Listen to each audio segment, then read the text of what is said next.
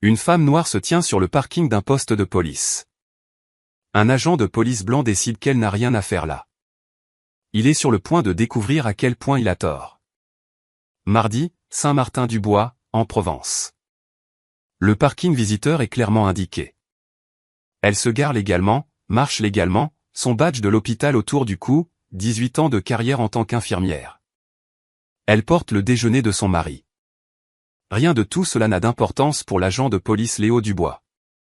Il lui bloque le chemin, la main sur sa ceinture de service. « Madame, que faites-vous ici ?» Elle est noire. Elle est immobile. Apparemment, c'est un crime suffisant. Ce que Dubois ignore, c'est que ce déjeuner appartient à l'homme à l'intérieur, l'homme qui dirige ce commissariat. Son mari est le commissaire de police. Dans 4 minutes, la carrière de cet agent commencera à prendre fin. Si on vous a déjà demandé si vous aviez votre place quelque part, restez avec nous. Sandrine Leroy a 42 ans. Elle travaille comme infirmière spécialisée en pédiatrie au centre hospitalier régional de Saint-Martin-du-Bois, un vaste complexe à l'est de la ville qui dessert 3 départements. 18 ans de service. Ses patients la réclament par son nom. Leurs parents lui envoient des cartes de remerciement qu'elle conserve dans un tiroir de son bureau. Non par fierté, mais pour les jours difficiles, quand elle a besoin de se rappeler pourquoi elle fait ce métier. Elle a grandi dans un petit village de Normandie, fille d'un employé de la poste et d'une secrétaire d'école. Elle a financé ses études d'infirmière grâce à des bourses et des gardes de nuit dans une épicerie. Elle a déménagé à Saint-Martin-du-Bois il y a 15 ans pour un poste qui promettait la stabilité et une communauté qui ressemblait à un foyer. Elle a trouvé les deux. Elle a épousé Nicolas Leroy il y a 20 ans. Ils se sont rencontrés lors d'une kermesse de la paroisse à Lyon. Il était alors agent de police en patrouille, ambitieux mais discret, le genre d'homme qui écoutait plus qu'il ne parlait. Elle aimait ça chez lui. Elle l'aime toujours. Il l'a demandé en mariage après 18 mois. Elle a dit oui avant même qu'il ait fini sa question. Il y a 14 mois, Nicolas a été nommé commissaire de police de Saint-Martin-du-Bois. Le premier commissaire noir de l'histoire du service. Le vote avait été houleux. Certains avaient célébré avec du champagne et des discours. D'autres n'avaient pas caché leur mécontentement. Des lettres anonymes, des regards froids dans les couloirs, ce silence particulier qui s'installe lorsque certaines personnes entrent dans une pièce. Lors de la cérémonie d'assermentation, Sandrine a regardé son mari poser la main sur la Bible de sa grand-mère et promettre de servir avec intégrité. Elle l'a cru. Elle le croit toujours. Ils ont 2 enfants. Une fille de 16 ans, qui veut devenir avocate spécialisée en droit civique et qui plaide sa cause à table avec des notes de bas de page. Un fils de 12 ans, qui veut être vétérinaire ou peut-être vidéaste. Il n'a pas encore décidé et change d'avis chaque semaine. Ils vivent dans une maison de campagne en briques dans la rue des Tilleuls, à 5 km du commissariat. Ils vont à l'église Saint-Martin le dimanche. Ils paient leurs impôts. Ils votent à chaque élection, y compris les locales que personne d'autre ne retient. Ce mardi matin commence comme tous les autres.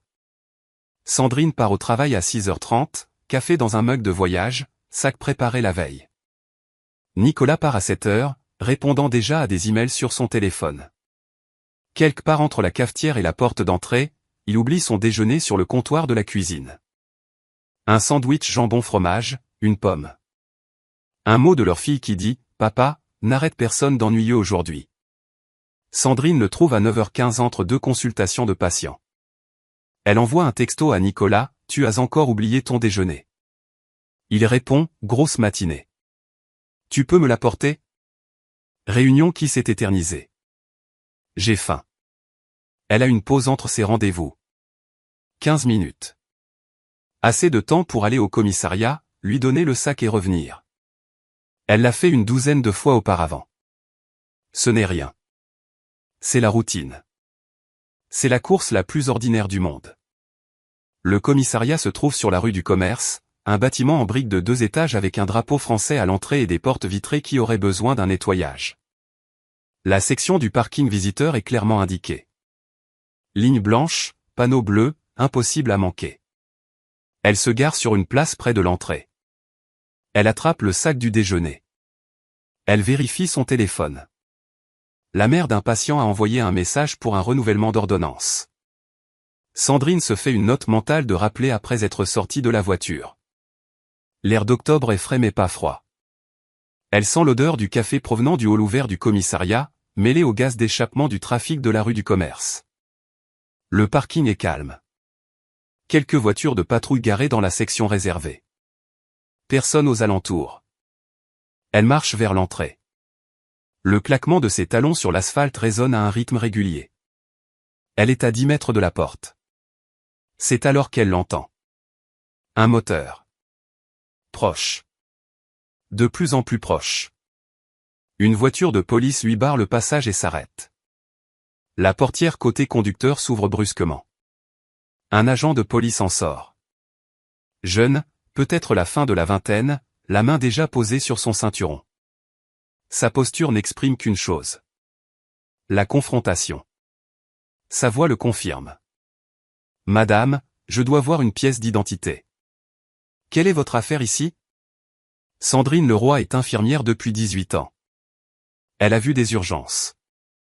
Elle est restée calme lorsque des enfants étaient en arrêt cardiaque, lorsque des parents hurlaient, lorsque tout autour d'elle n'était que chaos. Le calme est une compétence. Elle la maîtrise. Elle regarde l'agent. Elle note son numéro de matricule sans rompre le contact visuel, et elle pense, c'est reparti. Elle est à 10 mètres de la porte lorsque la voiture de police lui bloque le chemin. L'agent de police s'appelle Léo Dubois, 29 ans, 3 ans de service. Son dossier personnel contient 8 plaintes, toutes classées, sans fondement, ou preuves insuffisantes. Mais Sandrine ne le sait pas encore. Pour l'instant, elle ne sait que ce qu'elle voit. Un jeune officier à la posture agressive qui lui bloque le chemin devant le bâtiment où travaille son mari. « Je rends visite à quelqu'un à l'intérieur », dit-elle. Sa voix est égale, mesurée. « Je me suis garé sur le parking visiteur. » Dubois ne bouge pas. Sa main reste sur son ceinturon. Ça ne répond pas à ma question. À quelle question aimeriez-vous que je réponde ? Sa mâchoire se crispe. Quelque chose change derrière ses yeux. De la frustration, peut-être. Ou la prise de conscience que cela ne se passe pas comme il l'avait prévu. Posez le sac. Les mains où je peux les voir. Sandrine regarde le sac à déjeuner dans sa main. Sandwich jambon fromage, pomme, un mot d'une jeune fille de 16 ans qui rêve de plaider devant la cour de cassation. Elle le pose lentement, décrivant ses actions à voix haute, une habitude prise après des années de travail médical. Je place le sac par terre. Reculez. Elle recule. Ne bougez pas. Elle s'arrête. J'ai dit de reculer. Agent, que souhaitez-vous que je fasse ? Un témoin arrive à ce moment-là. Lucas Martin, 34 ans, électricien à son compte depuis 6 ans, de l'est de la ville. Il est là pour déposer une plainte pour un générateur volé. 3 000 € de matériel disparu d'un chantier pendant la nuit. Il se gare à 2 places de là, sort de sa camionnette et voit immédiatement ce qui se passe. Une femme avec un badge d'hôpital. Un agent avec la main près de son arme. Le parking d'un poste de police à 11h40 du matin. Lucas sort son téléphone. Il a déjà enregistré des rencontres avec la police. Son cousin a été arrêté l'année dernière pour un feu arrière cassé qui ne l'était pas. Il appuie sur « Enregistrer ». Il ne dit rien. Il observe simplement. Dubois ne remarque pas le téléphone. Son attention est fixée sur Sandrine. « Suis-je en état d'arrestation ?» demande-t-elle. La question est calme, presque clinique. « Je mène une enquête. » Sur quoi, spécifiquement ? Silence. Sa radio grésille. Le central appelle une autre unité quelque part en ville. Il l'ignore. La question reste en suspens dans l'air, comme quelque chose d'inachevé, exigeant une réponse qu'il n'a pas. « Je vais avoir besoin de votre pièce d'identité, dit-il finalement. » Sur quel fondement ? Vous êtes dans une zone réglementée. Sandrine jette un coup d'œil au panneau bleu à côté de sa voiture. Parking visiteur. Elle regarde à nouveau Dubois. C'est le parking visiteur. Le panneau est juste là. C'est moi qui détermine ce qui est réglementé. La conversation a duré moins de 2 minutes. Pendant ce temps, Dubois a donné des ordres contradictoires, n'a pas réussi à articuler une cause probable, et a fait escalader une rencontre de routine en quelque chose qui, pour Sandrine, ressemble à un test. Un test qu'elle a vu d'autres personnes échouer aux informations, dans des vidéos virales, dans des histoires racontées à l'église et lors de réunions de famille. Un test qu'elle refuse d'échouer. Agent, dit-elle, je suis infirmière spécialisée au centre hospitalier régional de Saint-Martin. Je suis ici pour déposer le déjeuner de mon mari. Ma voiture est garée sur une place visiteur. Mon badge de l'hôpital est visible autour de mon cou. J'ai répondu à vos questions. J'ai respecté vos instructions. Maintenant, je vous le demande à nouveau. Suis-je en état d'arrestation? Le visage de Dubois change. Quelque chose vacille. De l'incertitude ou peut-être de la frustration face à une situation qui ne suit pas le script dans sa tête. Il n'a pas trouvé d'infraction. Il n'a rien trouvé. Et la femme en face de lui ne panique pas, ne discute pas, ne lui donne pas la réaction qu'il semble attendre. Attendez ici, dit-il. Il se tourne vers sa voiture de patrouille. Au même moment, la porte d'entrée du commissariat s'ouvre. Un officier supérieur sort, un brigadier-chef, cheveux grisonnants, café à la main. Il voit Sandrine. Il voit Dubois. Son expression change immédiatement. Agent, arrêtez tout. Dubois se fige en plein mouvement. Le brigadier-chef s'approche, c'est pas rapide et délibéré. Sa voix est tranchante, coupant le silence du parking comme une lame. Madame le roi, tout va bien? Ça ira, dit-elle. Le visage de Dubois devient pâle. Sa main quitte sa ceinture. Il ne dit rien. Pas d'excuses, pas d'explication, pas de reconnaissance que quoi que ce soit se soit passé. Il retourne simplement à sa voiture, monte à bord et se gare à l'autre bout du parking. Lucas Martin abaisse son téléphone. 68 secondes de vidéo. Horodatée à 11h43 22 secondes. Dans l'heure, il la publiera sur un groupe Facebook communautaire avec la légende « Voilà comment il nous traite à notre propre poste de police ». Dans les 48 heures, elle aura 200 000 vues. Et Saint-Martin-du-Bois est sur le point d'apprendre exactement qui est Sandrine Leroy. La vidéo se propage comme ces choses-là le font maintenant, rapidement, de manière incontrôlable, portée par les algorithmes, l'indignation et la vélocité particulière de quelque chose qui semble vrai. Le mardi soir, la publication de Lucas Martin a 3000 partages. Son téléphone n'arrête pas de vibrer. Demande d'amis, commentaires, messages de personnes qu'il n'a jamais rencontrées demandant la permission de la republier. Le mercredi matin, les chaînes d'information régionales appellent. Le jeudi, le nombre de vues a dépassé les 200 000 et ne montre aucun signe de ralentissement. La section des commentaires devient un confessionnal. Les gens décrivent leurs propres rencontres, leurs propres contrôles, leurs propres questions restées sans réponse. Ça m'est arrivé l'année dernière. Même parking. Je rendais visite à mon fils au commissariat. Ils m'ont demandé 3 fois pourquoi j'étais là. Ils ne font pas ça à tout le monde. On sait tous à qui ils le font. Le commissariat de police de Saint-Martin-du-Bois publie une déclaration à 14h le jeudi. Nous sommes au courant de la vidéo circulant sur les réseaux sociaux et nous examinons l'affaire. Le commissariat de police de Saint-Martin-du-Bois prend toutes les préoccupations au sérieux et s'engage à une conduite professionnelle. Pas de suspension, pas d'action, pas de nom. La déclaration ne fait rien pour ralentir l'élan. Au contraire, elle l'accélère. Le langage bureaucratique, la voix passive, le non-engagement prudent qui se lit comme un modèle tiré d'un tiroir. 3 personnes se manifestent au cours de la première semaine, leurs histoires faisant surface dans les sections de commentaires, sur les parkings d'église et finalement dans le carnet de Chloé Girard à la tribune de Saint-Martin-du-Bois.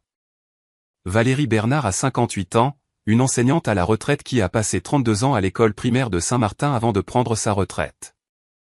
Il y a 8 mois, elle a été arrêtée par un agent alors qu'elle promenait son chien près du commissariat, une promenade matinale qu'elle faisait tous les jours depuis une décennie. Il lui a demandé où elle allait. Elle a dit, à la maison. Il a demandé une pièce d'identité. Elle ne l'avait pas. Elle promenait son chien à 7h du matin, à 3 rues de chez elle. Il l'a retenue pendant 20 minutes, vérifiant son nom auprès du central pendant que son golden retriever arthritique haletait sur le trottoir. Elle a porté plainte. Elle a été classée sans fondement. Enzo Petit a 24 ans, étudiant au campus communautaire de l'autre côté de la ville, étudiant en administration des affaires et travaillant à temps partiel dans le garage de son oncle. Il y a 14 mois, il a été arrêté dans sa voiture à 3 rue du commissariat. L'agent a dit qu'il correspondait à une description. Enzo a demandé quelle description. L'agent n'a pas répondu. Il a été retenu pendant 40 minutes. Sa voiture a été fouillée sans son consentement alors qu'il était assis sur un trottoir, se demandant si c'était le jour où quelque chose allait mal tourner. Aucune accusation portée. Aucune explication donnée. Il a porté plainte. Preuves insuffisantes. Monique Dupont a 67 ans, diacre à l'église Saint-Martin, qui vit à Saint-Martin-du-Bois depuis avant la construction de l'autoroute. Il y a 2 ans, elle a été interrogée alors qu'elle était assise dans sa propre voiture sur le parking du commissariat, lisant un livre en attendant que son petit-fils termine une course à l'intérieur. Un agent a frappé à sa fenêtre et lui a demandé pourquoi elle était là. Elle a expliqué. Il a demandé une pièce d'identité. Elle l'a fournie. Il a vérifié sa plaque d'immatriculation. Elle a attendu 15 minutes avant qu'il ne revienne et lui dise qu'elle pouvait partir. Pas d'excuses, pas d'explication, juste un geste de la main comme si elle était congédiée. Elle n'a pas porté plainte. Elle ne pensait pas que quelqu'un la croirait. Ces 3 rencontres ont quelque chose en commun. Le nom de l'agent, Léo Dubois. Une réunion communautaire est organisée pour le vendredi soir à l'église Saint-Martin. 300 personnes se présentent, plus que ce à quoi on s'attendait. Le sanctuaire se remplit, puis la salle annexe, puis le parking. Les gens se tiennent dans le froid d'octobre, écoutant par les fenêtres ouvertes, leur souffle visible dans l'air du soir. Les histoires se succèdent. Visages différents, jours différents, même schéma. Les mêmes phrases résonnent depuis la chaire. Mener une enquête, zone réglementée, c'est moi qui détermine. Les mêmes plaintes déposées, les mêmes résultats. Sans fondement, insuffisant, classé. La phrase se répète comme un battement de tambour, comme un verdict décidé avant même que les preuves ne soient entendues. Plainte sans fondement. Sandrine Leroy assiste à la réunion. Elle est assise au dernier rang à côté de Nicolas, qui est venu en civil pour éviter que l'affaire ne tourne autour de lui. Elle ne parle pas. Elle écoute. Elle prend des notes. Quand les gens partagent leurs expériences, elle note les noms, les dates, les numéros de matricule. L'habitude de l'infirmière de tout documenter ne l'a jamais quittée. Dossiers médicaux, rapports d'incidents, maintenant ceci. L'antenne locale d'une association de défense des droits civiques envoie une lettre au commissariat demandant une réunion avec la direction pour discuter des procédures de plainte. Le commissariat refuse. Les questions de personnel sont confidentielles et ne peuvent être discutées dans des forums publics. Le conseiller municipal Thierry Moreau passe à la radio locale le vendredi après-midi. Il qualifie la situation d'exagérée et suggère que la vidéo manque de contexte. Il met en garde contre les jugements hâtifs et rappelle aux auditeurs que les officiers ont des métiers difficiles. Il ne mentionne pas que son plus grand donateur de campagne est le fonds de campagne du syndicat de police. Il ne mentionne pas les fournisseurs d'équipements des forces de l'ordre qui ont financé sa dernière réélection. Il ne mentionne rien qui pourrait expliquer pourquoi il défend un agent qu'il n'a jamais rencontré. Mais quelqu'un d'autre écoute, quelqu'un qui s'occupe du contexte. Chloé Girard a 38 ans. Elle travaille à la tribune de Saint-Martin-du-Bois depuis 12 ans, commençant comme correctrice et gravissant les échelons jusqu'à devenir journaliste d'investigation par pure persévérance et un instinct pour les schémas. Sa spécialité est les archives publiques, les demandes d'accès aux documents administratifs, l'analyse de bases de données, le travail lent de relier des points que les personnes puissantes préfèrent laisser déconnectés. Elle suit depuis des mois les taux de classement des plaintes au commissariat. Les chiffres sont éloquents.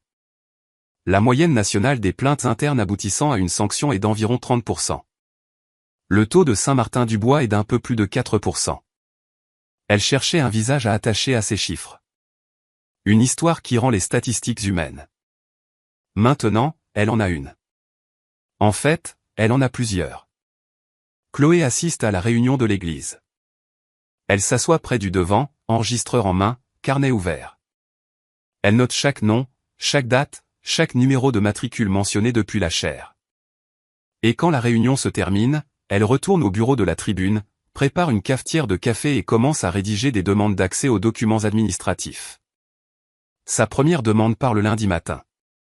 Elle demande toutes les plaintes déposées contre l'agent de police Léo Dubois avec la documentation complète. Le commissariat a 14 jours pour répondre. Le jeudi, Chloé Girard dépose sa première demande d'accès aux documents administratifs. Elle demande quelque chose que le commissariat ne veut pas donner. Le jeudi matin, les informations régionales diffusent un reportage sur la vidéo virale. Le segment dure 4 minutes, une éternité à la télévision locale. La journaliste interviewe Lucas Martin, qui décrit ce qu'il a vu sur le parking. Elle interviewe Valérie Bernard, qui décrit ce qu'elle a vécu il y a 8 mois. Elle interviewe un avocat spécialisé en droit civique de Lyon qui explique en termes juridiques précis ce que signifie et ne signifie pas un soupçon raisonnable. Et puis elle livre le détail qui transforme cette histoire locale en toute autre chose. La femme dans la vidéo a été identifiée comme étant Sandrine Leroy. La journaliste dit, une infirmière spécialisée au centre hospitalier régional de Saint-Martin-du-Bois, où elle travaille depuis 18 ans. Elle fait une pause. La pause est délibérée. Elle est aussi l'épouse du commissaire de police de Saint-Martin-du-Bois, Nicolas Leroy. Le silence qui suit dure 2 secondes. À la télévision, c'est une éternité. L'agent de police Léo Dubois regarde l'émission dans la salle de repos du commissariat. Lorsque les mots tombent, sa tasse de café s'arrête à mi-chemin de sa bouche. La pièce devient silencieuse. 3 autres officiers sont présents. Tous soudainement très intéressés par leur téléphone, le sol, n'importe quoi sauf le visage de Dubois. Quelque part dans le couloir, une radio crépite, une convocation au bureau du capitaine. Le changement est immédiat. Le jeudi après-midi, le récit a complètement changé. Ce n'est plus l'histoire d'une femme quelconque arrêtée sur un parking. C'est l'histoire d'un agent qui a profilé l'épouse du commissaire de police sur le parking même du commissariat pendant que son mari travaillait à l'intérieur, à 10 mètres de là. Le service de communication du commissariat s'agite. Une nouvelle déclaration est rédigée, examinée, révisée, supprimée, réécrite et publiée à 17h. L'agent de police Léo Dubois a été placé en mise à pied conservatoire dans l'attente d'un examen interne complet. Le service prend cette affaire très au sérieux. Le commissaire Nicolas Leroy se récuse de toute implication dans l'enquête. C'est le bon protocole. Tout le monde le sait. Mais l'image est dévastatrice quoi qu'il arrive. Son propre officier a arrêté sa propre femme sur sa propre propriété sous son propre commandement. Dans la salle de repos, les agents chuchotent. Sur le parking, les journalistes se rassemblent. Dans les salons de Saint-Martin-du-Bois, les gens regardent les nouvelles et hochent la tête avec un mélange de satisfaction et de justification. Vous voyez, disent-ils, c'est comme ça que ça marche. Car voici le détail qui fait surface ensuite. Enterré dans les dossiers du personnel que quelqu'un a divulgué à un blogueur local. L'oncle par alliance de Léo Dubois et le brigadier-chef Stéphane Roussel. Roussel dirige l'unité de traitement des plaintes du service. La même unité qui a classé les 8 plaintes précédentes de Dubois comme étant sans fondement. La même unité qui détermine quelles accusations méritent une enquête et lesquelles sont classées dans des tiroirs qui ne s'ouvrent jamais. La réaction de la communauté n'est pas la surprise. C'est la confirmation de ce qu'ils ont toujours soupçonné. Sandrine Leroy fait sa première déclaration publique le vendredi matin.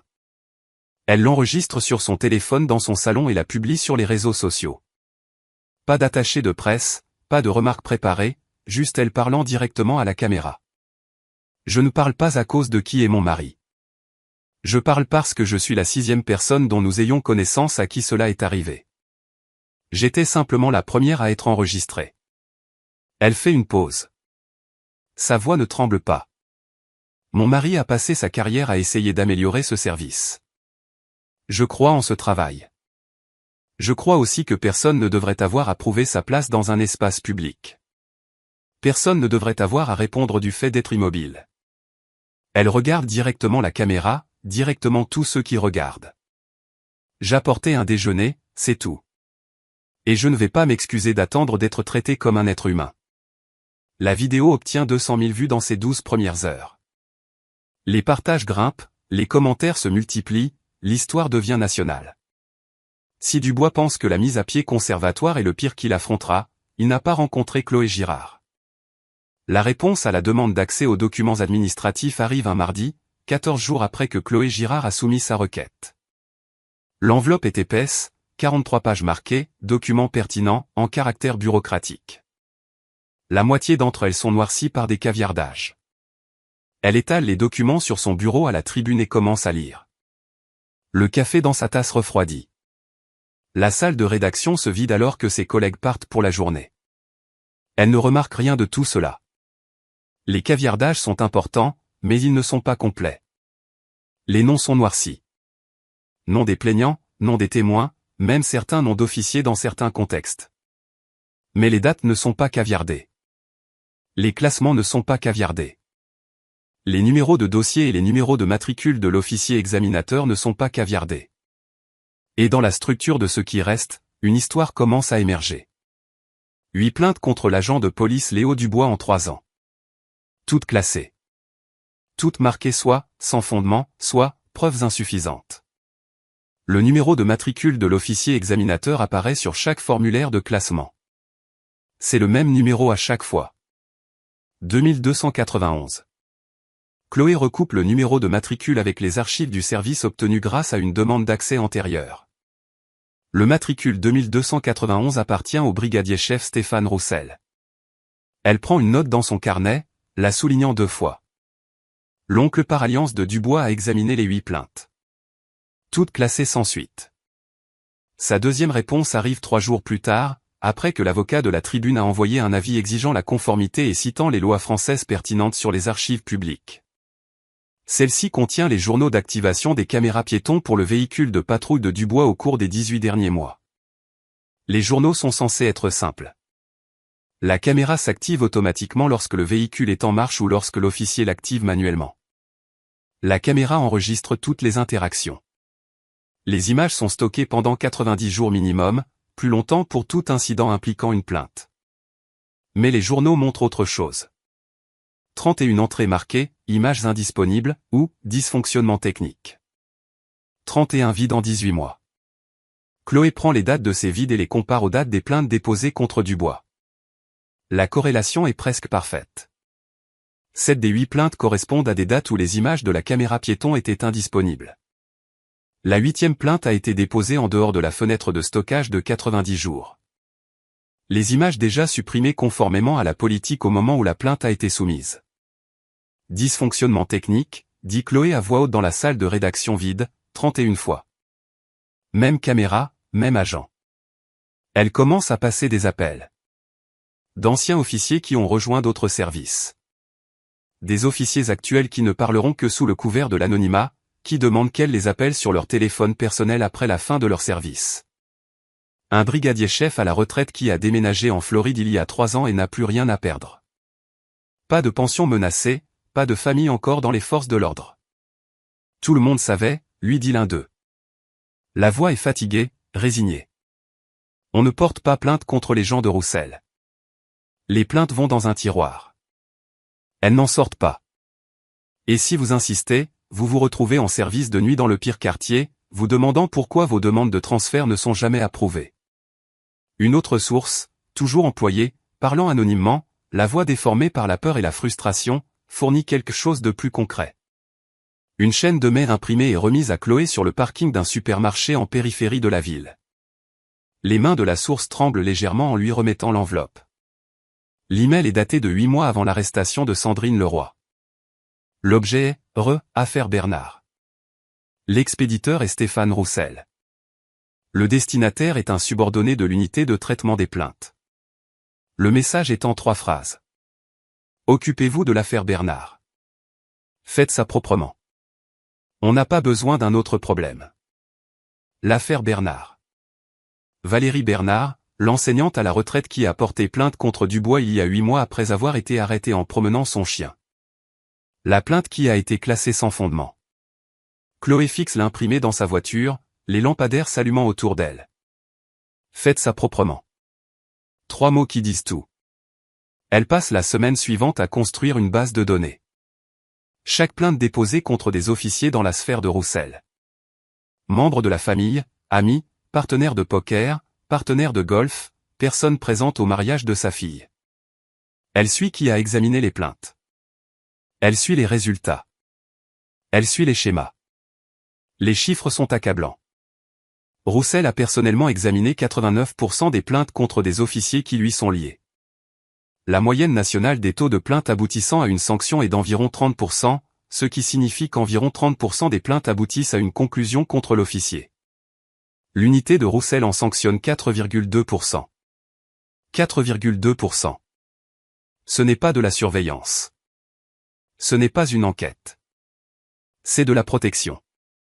Chloé écrit son premier article. Un réseau de protection. Comment la police de Saint-Martin-du-Bois gère ses propres affaires. Il paraît en première page de la Tribune, en haut de page, un dimanche matin. Lectorat maximal. La version en ligne est publiée à minuit le samedi. À midi le dimanche, il a été repris par 3 médias nationaux. Le lundi matin, il est partout. L'article expose les chiffres avec une précision clinique. Les 31 vides des caméras piétons, les 8 plaintes contre Dubois, toutes classées sans suite par son oncle. L'email ordonnant à un subordonné de « faire ça proprement ». L'anomalie statistique d'une unité de traitement des plaintes qui ne sanctionne presque rien alors que le reste du pays en sanctionne près d'un tiers. En ce moment, vous regardez les preuves s'accumuler, mais le service est sur le point de riposter et le coup sera personnel. La réponse du service est rapide mais pas substantielle. Nous examinons les allégations soulevées par la Tribune. Nous restons attachés à la transparence et à la responsabilité. Les mots sonnent creux même lorsqu'ils sont prononcés. Dubois reste en congé payé, à 62 € de l'heure, le même tarif qu'il toucherait en service. Roussel continue de travailler. Aucune mesure supplémentaire n'est annoncée. Mais en coulisses, autre chose se produit. L'article de Chloé mentionne en passant les registres d'heures supplémentaires de Dubois, un détail qu'elle a inclus parce que les chiffres semblaient élevés, bien qu'elle n'ait pas eu le temps d'enquêter pleinement. La référence est brève. Les registres montrent que Dubois a enregistré un nombre substantiel d'heures supplémentaires pour des missions de patrouille proactive dans certaines zones au cours des 18 derniers mois. Oh, cette phrase attire l'attention d'un enquêteur du bureau du procureur général. Il la relit 2 fois, prend une note dans la marge et commence à extraire des dossiers. La pression de la communauté s'intensifie. Une manifestation se forme devant la mairie. 200 personnes un mercredi après-midi, prenant un congé, sortant les enfants de l'école, debout sous le soleil de Provence avec des pancartes faites à la main. Les messages sont simples. Responsabilité maintenant.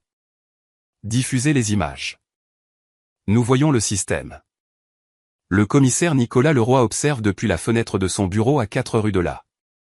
Il ne peut pas intervenir dans l'enquête. Il ne peut pas commenter publiquement. Il ne peut rien faire qui pourrait sembler influencer le processus. Tout ce qu'il peut faire, c'est regarder, attendre et croire que la vérité éclatera. Sa femme est à la maison, organisant ses notes. Elle n'est pas avocate. Elle n'est pas enquêtrice, mais elle est infirmière. Et les infirmières documentent tout. Signes vitaux, médicaments, réactions des patients, chaque détail qui pourrait avoir de l'importance plus tard.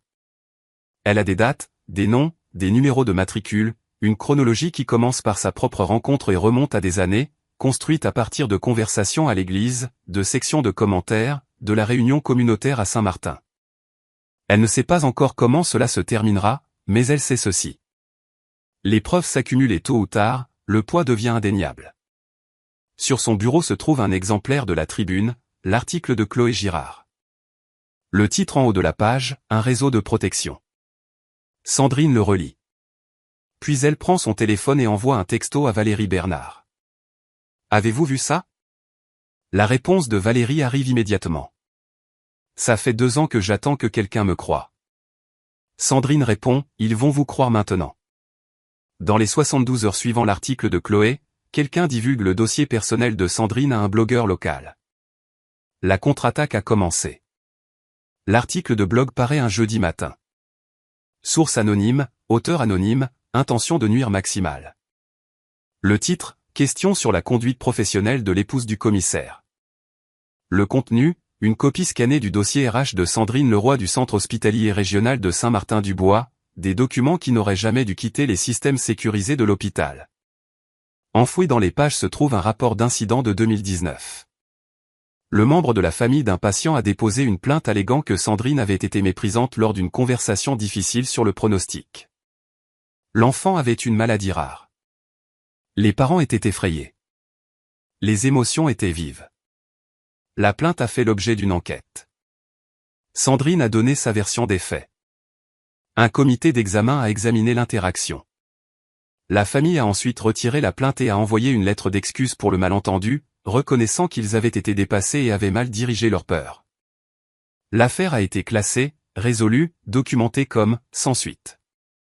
Rien de ce contexte n'apparaît dans l'article de blog.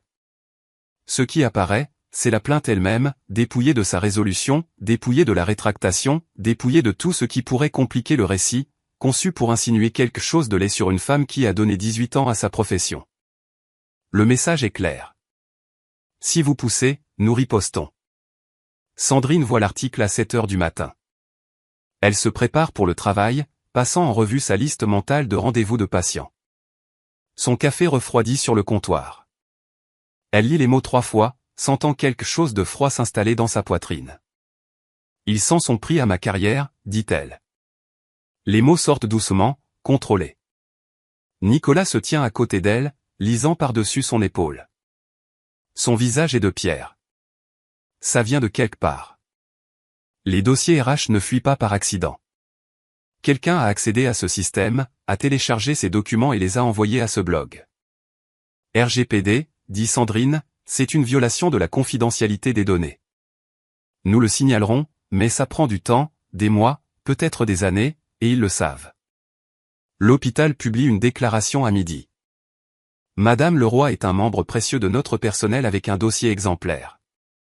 L'affaire de 2019 mentionnée dans les récents rapports a été minutieusement examinée, résolue de manière satisfaisante et n'a entraîné aucune mesure disciplinaire. Nous enquêtons sur la manière dont des dossiers personnels confidentiels ont été divulgués de manière inappropriée et nous poursuivrons toutes les voies de recours légales disponibles. C'est une déclaration forte. Elle n'annule pas les dégâts. La capture d'écran circule déjà, les commentaires se propagent déjà, la tâche sur une réputation construite sur 2 décennies. Le même jour, Nicolas reçoit une enveloppe à son bureau. Pas d'adresse de retour, pas de cachet de la poste, remise en main propre, glissée sous sa porte pendant le déjeuner. À l'intérieur se trouve une seule feuille de papier. Le message est tapé. Vos réformes détruisent le moral. Votre femme détruit votre service. Retirez-vous. C'est votre seul avertissement. Nicolas le lit 2 fois. Puis il convoque une conférence de presse. Je veux partager quelque chose avec le public, dit-il, debout au pupitre dans son uniforme de cérémonie. Il brandit la lettre, laissant les caméras la capturer. Ceci est arrivé à mon bureau aujourd'hui. Anonyme, menaçant, conçu pour intimider. Il fait une pause, laissant les mots porter. Je ne me retire pas. Je vous montre exactement ce à quoi nous avons affaire. Le conseiller municipal Thierry Moreau répond à la télévision locale ce soir-là. Il se demande si Nicolas peut diriger de manière objective compte tenu des circonstances. Il suggère que le commissaire est devenu trop personnellement impliqué et qu'une nouvelle direction pourrait peut-être mieux servir le service. Il ne mentionne pas sa liste de donateurs, le fonds de campagne du syndicat de police, les fournisseurs d'équipements des forces de l'ordre, les comités d'action politique ayant intérêt à maintenir le statu quo. Le brigadier-chef Roussel, par l'intermédiaire de son avocat, publie une déclaration. Le brigadier-chef Roussel nie catégoriquement toute influence inappropriée sur les examens de plainte. Ces accusations sont une chasse aux sorcières motivée par des agendas politiques et le sensationnalisme des médias. Il attend avec impatience d'être pleinement innocenté. Le directeur général des services de la ville programme un examen de performance pour le commissaire Leroy. Date fixée à 3 semaines. À la maison, la pression s'infiltre dans tout. La fille de Sandrine et Nicolas rentrent tôt de l'école un jour, les yeux rouges. Quelqu'un a dit quelque chose sur papa, dit-elle.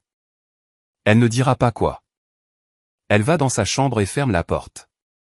Leur fils cesse de porter son sweat à capuche de son club de football de Saint-Martin à l'extérieur de la maison. Quand Sandrine lui demande pourquoi, il hausse simplement les épaules. J'ai juste pas envie, dit-il. Il n'a pas besoin d'expliquer davantage. Elle comprend. Tard une nuit, 2 heures du matin, peut-être plus tard, Sandrine et Nicolas sont assis à la table de la cuisine. La seule lumière dans la maison vient du luminaire au-dessus d'eux. Les enfants dorment. Le quartier est silencieux. Est-ce que ça en vaut la peine? Demande Sandrine. La question mûrit depuis des jours. Nicolas reste silencieux un long moment. Quel message envoyons-nous si nous arrêtons? Quel message envoyons-nous à nos enfants si cela nous détruit? Il n'a pas de réponse. Elle non plus. Ils vont se coucher en silence. La question reste en suspens dans l'air, sans réponse. 2 mois se sont écoulés depuis le parking. Dubois est toujours en congé payé, percevant son salaire, attendant. Roussel travaille toujours, examine toujours les plaintes, signe toujours les résultats. Aucune accusation n'a été portée. Aucune responsabilité n'a été établie. Sandrine est allongée, éveillée, fixant le plafond. Elle pense à Valérie Bernard, qui a porté plainte il y a 2 ans et à qui on a dit que cela n'avait pas d'importance. Elle pense à Enzo Petit, retenu pendant 40 minutes sans explication. Elle pense à Monique Dupont, interrogée dans sa propre voiture en lisant un livre. Elle pense à ses enfants portant un poids qu'ils n'ont pas demandé. Pendant 2 jours, elle ne quitte pas la maison. Puis le dimanche matin, son téléphone sonne. Dimanche matin. Le ciel est gris, menaçant d'une pluie qui ne viendra pas. Sandrine est assise dans sa voiture dans l'allée, moteur éteint, clé encore à la main. Elle ne veut pas encore rentrer. La maison semble lourde. Tout semble lourd. Son téléphone affiche 48 messages non lus. Elle les fait défiler sans vraiment les lire. Certains sont encourageants, d'autres non. Merci de tenir bon. Vous nous donnez de l'espoir. Votre mari n'aurait pas dû épouser quelqu'un d'une autre race. Vous êtes une héroïne pour ma fille. Elle veut être comme vous. Vous détruisez de bons flics pour prouver quelque chose. Comment dormez-vous la nuit? Elle les supprime tous sans les lire entièrement. Son pouce bouge mécaniquement. Supprimer. Supprimer. Supprimer. Le téléphone sonne. Elle manque de l'ignorer. Puis elle voit le nom. Valérie Bernard. Elle répond. Madame le roi. La voix de Valérie est douce, prudente, la voix de quelqu'un qui connaît les jours difficiles. Je suis désolé de vous déranger un dimanche. Je voulais juste que vous sachiez quelque chose. Sandrine ferme les yeux. Vous ne me dérangez pas. J'ai porté plainte il y a 2 ans. Rien ne s'est passé. J'ai arrêté d'en parler. J'ai arrêté de penser que quelqu'un s'en soucierait un jour. Je me suis dit que ça n'avait pas d'importance. Que je devais juste passer à autre chose. Valérie fait une pause. Mais grâce à vous, quelqu'un m'a enfin posé des questions à ce sujet. Cette journaliste, elle m'a appelé. Elle a écouté. Elle l'a écrit. Pour la première fois en 2 ans, quelqu'un m'a cru. Je ne sais pas si je peux continuer à faire ça, dit Sandrine. Les mots sortent avant qu'elle ne puisse les arrêter. Ils la surprennent. Elle ne savait pas qu'elle allait les dire jusqu'à ce qu'elle le fasse. Vous n'avez pas à le faire. La voix de Valérie ne faiblit pas. Mais j'ai besoin que vous sachiez que vous avez déjà fait quelque chose. Quoi qu'il arrive ensuite, vous avez déjà fait quelque chose qui compte. Qui compte plus que vous ne le pensez. L'appel se termine. Sandrine reste assise en silence. Elle regarde sa maison. La lumière du porche est allumée. Nicolas a dû l'allumer. Un signal qu'elle devrait rentrer. Sa famille l'attend. Sa fille apparaît à la fenêtre du salon. Fait un signe de la main. Un petit geste incertain. Sandrine lui répond. Elle n'a pas commencé ça pour être un symbole. Elle l'a commencé parce qu'un agent lui a bloqué le chemin et a exigé qu'elle s'explique devant le bâtiment où travaille son mari. C'est tout. C'est toute la vérité. Elle apportait juste un déjeuner. Mais les symboles ne choisissent pas leur signification. Ils choisissent seulement ce qui se passe ensuite. Parfois, ce qui vous fait continuer n'est pas la force. C'est juste le prochain appel téléphonique. La voix de quelqu'un qui dit « Vous avez déjà fait quelque chose ». Sandrine sort de la voiture. Elle se dirige vers la porte d'entrée. Elle serre sa fille dans ses bras, longuement, fort, sans mots. Elle ne parle pas de l'affaire. Elle ne parle pas des messages ou de l'article de blog ou de la peur qui la réveille à 3 heures du matin. Elle prépare le dîner. Elle aide au devoir. Elle regarde un film avec son fils, un truc de super-héros qu'elle ne suit pas. Trop de personnages, trop d'explosions. Mais elle rit quand il rit. Des choses normales, des choses ordinaires, les choses qui existent en dehors de la tempête. Cette nuit-là, après que les enfants se sont endormis, elle ouvre son ordinateur portable.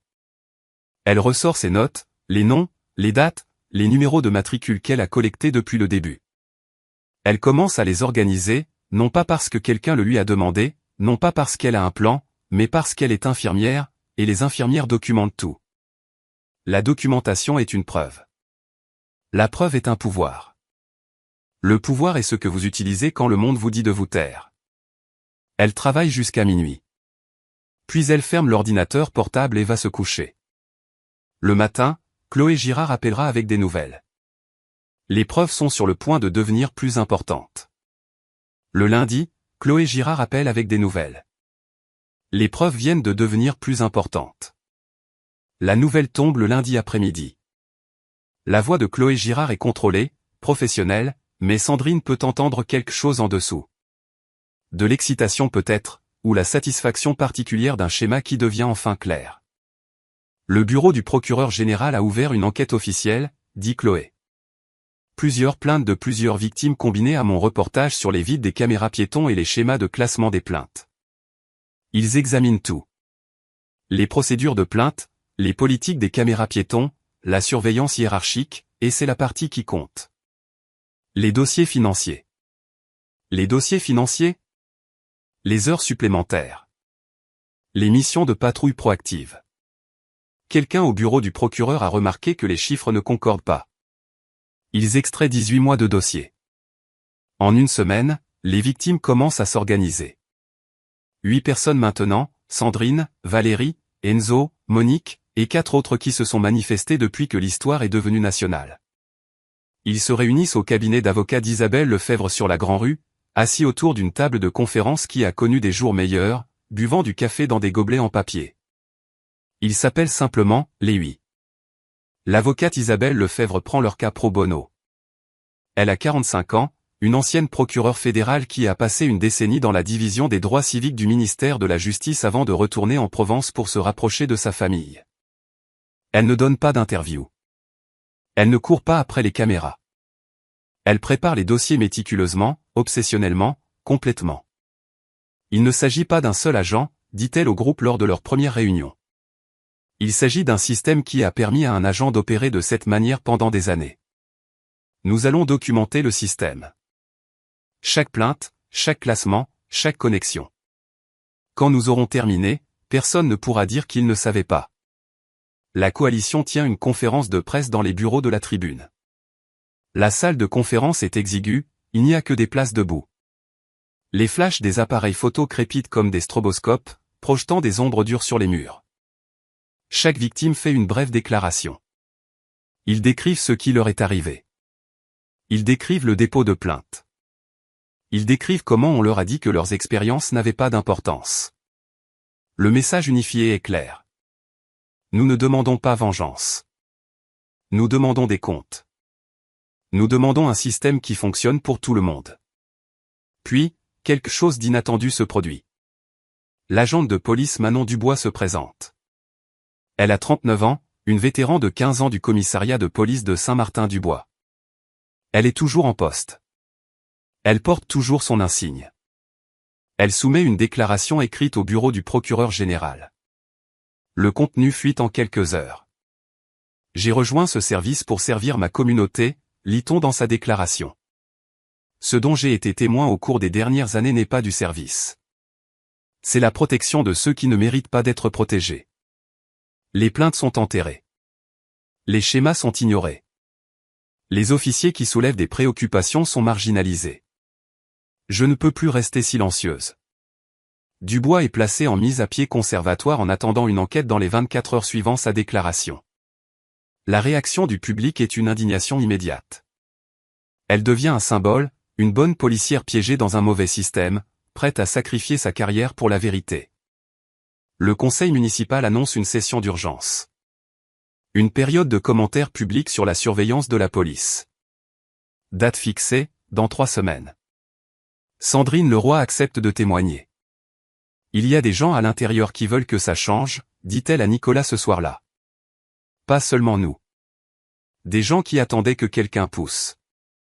La question est de savoir s'ils riposteront plus fort que nous ne pouvons pousser. Je suppose que nous sommes sur le point de le découvrir. Mais le bureau du procureur ne s'intéresse pas seulement aux plaintes. Ils suivent l'argent. Les experts comptables le trouvent enfoui dans 18 mois de registre d'heures supplémentaires. L'agent de police Léo Dubois a enregistré 340 heures supplémentaires pour des missions de patrouille proactive dans certaines zones. Tarif, 62 € de l'heure. Rémunération supplémentaire totale, 21 080 €. Les enquêteurs du procureur recoupent ces journaux de patrouille avec ses registres de contrôle. 89% des personnes que Dubois a contrôlées pendant ces heures supplémentaires étaient des résidents noirs. Les contrôles ont rarement abouti à des contraventions ou des arrestations. La plupart n'ont rien produit du tout. Pas de PV, pas d'accusation, pas d'avertissement, aucun résultat productif d'aucune sorte. Ce qu'ils ont produit, des fiches d'heures supplémentaires signées par le brigadier-chef Stéphane Roussel. Les enquêteurs élargissent leurs recherches. 5 autres agents de la sphère de Roussel présentent le même schéma. Noms différents, numéros de matricule différents, même système. Heures supplémentaires combinées pour les contrôles de patrouille proactive dans le groupe, 142 000 € sur 3 ans. Le lien devient clair. Roussel approuvait les heures supplémentaires. Les agents effectuaient des contrôles pour justifier les heures. Les plaintes étaient classées sans suite pour protéger le système qui rendait tout cela possible. Ce n'est pas seulement du préjugé, c'est de la fraude. La phrase dans le rapport préliminaire du procureur est clinique. Abus systématique de fonds publics facilité par un manquement de la supervision à enquêter sur les plaintes. Clinique, froid, dévastateur. Le procureur étend l'enquête pour inclure les crimes financiers. L'avocat de Roussel cesse de répondre aux appels des journalistes. Le directeur général des services met Roussel en mise à pied conservatoire. Finalement, 2 mois après que Sandrine Leroy a été arrêtée sur un parking alors que le système qui protégeait son neveu continuait de fonctionner, la mise à pied de Dubois est prolongée. Son représentant syndical rencontre des avocats pénalistes, plus des avocats en droit du travail, mais le genre qui s'occupe des accusations de crime. Sandrine reçoit une copie du rapport préliminaire par l'intermédiaire d'Isabelle Lefebvre. Elle le lit dans son salon. 40 pages de documentation, des passages surlignés en jaune transparaissant à travers le papier. Elle savait que les contrôles étaient injustes. Elle savait que le système les protégeait. Elle ne savait pas qu'ils étaient payés en plus pour le faire. Le racisme n'était pas fortuit. Il était rentable. Elle pose le rapport. Nicolas est dans la cuisine en train de préparer le dîner. Son tour ce soir. Une rotation qu'ils ont maintenue depuis que les enfants sont petits. Les bruits de la vie ordinaire. L'eau qui coule. Une poêle sur le feu. La musique de leur fils venant de l'étage. Ils étaient payés, dit-elle. Nicolas apparaît dans l'encadrement de la porte, un torchon sur l'épaule. Quoi? Les contrôles, le harcèlement, la patrouille proactive. Ils enregistraient des heures supplémentaires pour ça. Roussel l'approuvait. C'était un système, un business. Nicolas reste silencieux un long moment. 18 ans dans les forces de l'ordre, 14 mois comme commissaire, et pourtant cela le prend au dépourvu. Alors ce n'est pas seulement une faute professionnelle, dit-il finalement. C'est un vol à la ville, aux contribuables, à chaque personne qu'ils ont contrôlée. Elle reprend le rapport. Page 34. Le détail des paiements d'heures supplémentaires, les numéros de matricule, les signatures d'approbation. Pendant 2 ans, Léo Dubois a gagné de l'argent supplémentaire en contrôlant des gens qui lui ressemblaient. Et pendant 2 ans, Stéphane Roussel a signé les papiers et enterré les plaintes. Le racisme était une caractéristique, pas un bug. C'était le modèle économique. Sandrine pense à Valérie Bernard, arrêtée en promenant son chien. À Enzo Petit, retenu pendant 40 minutes. À Monique Dupont, interrogée dans sa propre voiture. À chaque personne qui a porté plainte et à qui on a dit que ça n'avait pas d'importance. Ça avait de l'importance. Ça a toujours eu de l'importance. Et maintenant, il y a des preuves.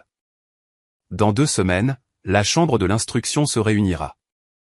Dubois et Roussel répondront de plus que d'un mauvais comportement. Mi-décembre, 8 semaines après qu'une femme a été arrêtée sur un parking pour avoir porté un sac à déjeuner. Le palais de justice départemental est un bâtiment en calcaire des années 1920. Des colonnes à l'avant, des sols en marbre qui résonnent à chaque pas. La salle de la chambre de l'instruction est au 3e étage. Murs lambrissés, néons, rangées de sièges pour les témoins, une table pour le procureur. L'air sent le vieux papier et le produit de nettoyage. Sandrine Leroy témoigne pendant 30 minutes. Elle décrit ce qui s'est passé sur le parking, ce qu'elle a observé, ce qu'elle a documenté. Sa voix est égale. Ses réponses sont précises. Quand le procureur lui demande comment elle est restée si calme pendant la rencontre, elle fait une pause. « Je suis infirmière depuis 18 ans, dit-elle. J'ai appris que la panique n'aide personne. La documentation, si. Les autres victimes témoignent sur 2 jours. Valérie Bernard décrit la promenade de son chien, son arrestation, son interrogatoire comme une suspecte dans son propre quartier. Enzo Petit décrit son attente sur un trottoir pendant que sa voiture était fouillée, se demandant si c'était le jour où quelque chose allait mal tourner. Monique Dupont décrit son interrogatoire dans sa propre voiture en lisant un livre, en attendant son petit-fils. 4 autres racontent des histoires similaires, détails différents, même schéma. L'agente de police Manon Dubois témoigne sous assignation. Elle décrit la culture interne, la pression pour ne pas porter plainte contre les officiers connectés, la compréhension que certains agents étaient intouchables. L'agent Dubois était-il l'un de ces agents ? Demande le procureur. Oui. Et l'unité du brigadier-chef Roussel. Était-il entendu que les plaintes examinées là-bas seraient classées sans suite ? C'était l'attente. Tout le monde le savait. La documentation de Chloé Girard est versée au dossier, les réponses aux demandes d'accès, les journaux des caméras piétons, l'email interne, l'analyse statistique. Le procureur présente les conclusions de l'expertise comptable, 340 heures supplémentaires, 142 000 € répartis sur 6 agents, 89% des contrôles visant des résidents noirs, des signatures d'approbation correspondant à Stéphane Roussel sur chaque formulaire. La défense de Dubois plaide le soupçon raisonnable basé sur une méconnaissance de l'agencement du parking. Le conseil de Roussel décrit ces approbations d'heures supplémentaires comme une discrétion administrative standard exercée de bonne foi. La chambre de l'instruction délibère pendant 6 heures. Le président se lève. La salle se tait. Léo Dubois, mis en examen pour atteinte aux droits civiques, motif d'interpellation discriminatoire, et fraude et escroquerie aux heures supplémentaires. Stéphane Roussel, mis en examen pour obstruction à la justice pour étouffement de plainte, manquement à la probité, et complicité de vol. Les 2 hommes sont arrêtés au palais de justice. La caution est fixée. Les menottes se ferment autour des poignets. Les caméras capturent tout. La marche vers la zone de détention, la procédure d'enregistrement, la posture particulière des hommes qui ne s'attendaient jamais à être de ce côté du système. Sandrine est assise dans la galerie. Elle ne sourit pas. Elle ne parle pas. Elle observe.